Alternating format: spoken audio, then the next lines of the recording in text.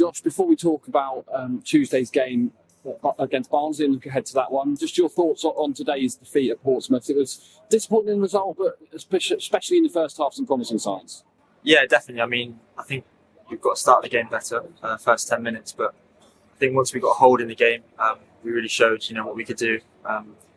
And we had the chances to score early on. And I think if we put them to bed, I think we would have controlled the game from there. But again, we didn't take our chances today. And then they obviously go and score one worldie, and then that's very uncharacteristic of Jammer. So we can't. And they just got back in with those two goals really. And we couldn't get back in the game. So disappointing result really. Great thing about football is there's always another game around the corner, especially after a defeat when there's only 3 days into the next one. I think it's all about forgetting about what went wrong and looking at what we can do to put it right on Tuesday.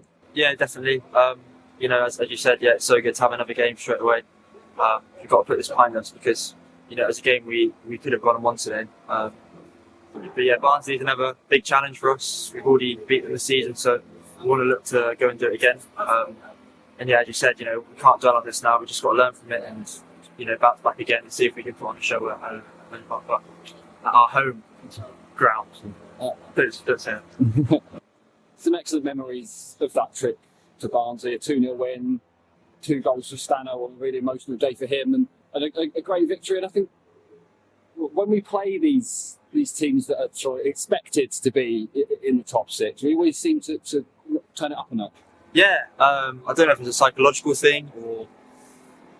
Yeah, I mean, we often do the opposite.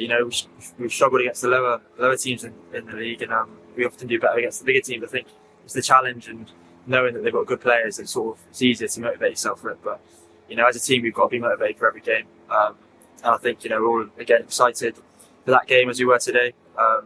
We've really got to use it to bounce back and try and put some results together. There always seems to be a special feel to evening games under the lights at Park, doesn't it? We haven't had too many of them this season, but last season there's some excellent moments on Tuesday night, Barrow especially, but obviously great wins against Swindon and the like. Yeah, again, every footballer loves to play at night.